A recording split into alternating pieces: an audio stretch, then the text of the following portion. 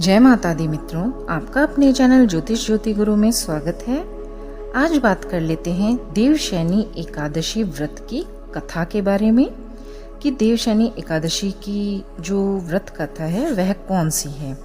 तो इस साल आषाढ़ मास में 2022 में देवशयनी एकादशी का व्रत 10 जुलाई रविवार के दिन रखा जाएगा और इससे संबंधित पूरी जानकारी, व्रत का शुभ मुहूर्त, व्रत के नियम और व्रत के में क्या करना है, किस तरीके से पारण करना है व्रत का, इस संबंध में पूरी जानकारी की वीडियो चैनल पर अवेलेबल है। आप वहां से देख सकते हैं। देवशयनी एकादशी आषाढ़ शुक्ल एकादशी को ही देवशयनी एकादशी कहते हैं और पुराणों में उल्लेख आया है कि इस दिन से भगवान विष्णु 4 महीने के लिए पाताल लोक में निवास करते हैं और कार्तिक मास की शुक्ल पक्ष की एकादशी को वापस से प्रस्थान करते हैं।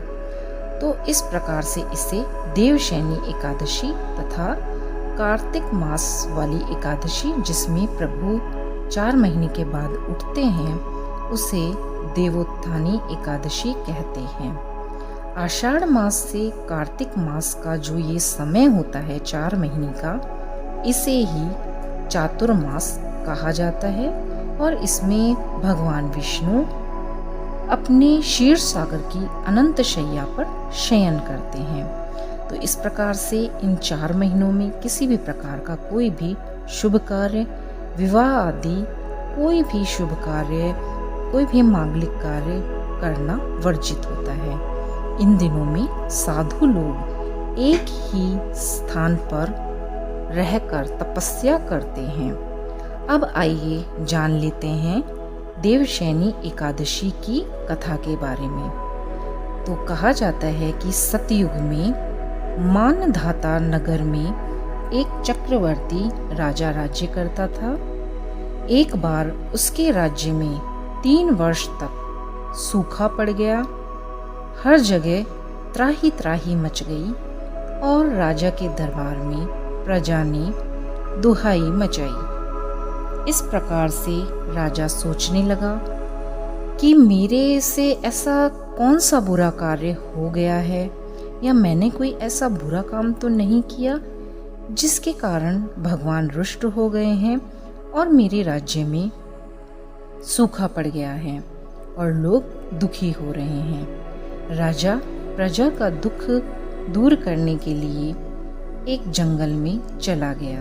जंगल में उसे अंगीरा ऋषि के आश्रम का पता चला और वह उन ऋषि के आश्रम में पहुंच गया। मुनि ने राजा का आश्रम में आने का कारण पूछा कि हे राजन, आप किस कारण से मेरे आश्रम में आए हैं, कृपया बताइए। राजा ने करबद्ध होकर, मतलब अपने हाथों को जोड़कर उनसे प्रार्थना की कि भगवान, मैंने सब प्रकार से धर्म का पालन किया है, फिर भी मेरे राज्य में सूखा पड़ गया है। सभी लोग बहुत अधिक परेशान हैं। खाने के लिए भी सब कुछ समाप्त हो गया है और लोग त्राही त्राही से कर रहे हैं, परेशान हो रहे हैं। तब ऋषि ने राजा को बताया कि आषाढ़ मास की शुक्ल पक्ष की एकादशी का व्रत आप करो। इस तरह से उन्हें यह व्रत करने के लिए ऋषि ने बताया और कहा कि इस व्रत के प्रभाव से अवश्य ही विष्णु भगवान प्रसन्न होंगे और वर्षा होगी। राजा ने जब यह सारा वृतांत सुना और इस बारे में जाना तो वह बहुत खुश हुए और अपने राज्य को लौट आए। राजा अपनी राजधानी पर लौटकर आने के बाद एकादशी का उन्होंने पूरे विधि विधान के साथ पूजन किया, व्रत किया। इस व्रत के प्रभाव से राज्य में मूसलाधार वर्षा हुई और राज्य में खुशियां ही खुशियां छा गई। इस प्रकार से तब से ही यह व्रत मनाने की या यह व्रत करने की प्रथा शुरू हुई। तो इस प्रकार से देवशयनी एकादशी का व्रत रखा जाता है और इसीलिए इसके बाद से ही तेज वर्षा भी का समय, वर्षा ऋतु का भी शुरू हो जाता है और सभी और हरियाली हरियाली देखने को मिलती है और सावन की शुरुआत भी हो जाती है।